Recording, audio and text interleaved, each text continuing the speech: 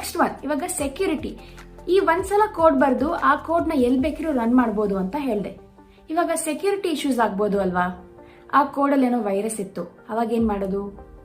ಅದಕ್ಕೆ Java virtual machine ನ use ಮಾಡೋದು.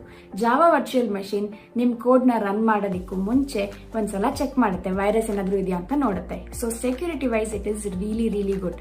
ಇನ್ನೊಂದು ವಿಷಯ ಏನು ಅಂತಂದ್ರೆ ಜಾವಾ ಇಸ್ ವೆರಿ ರಿಲಯಬಲ್.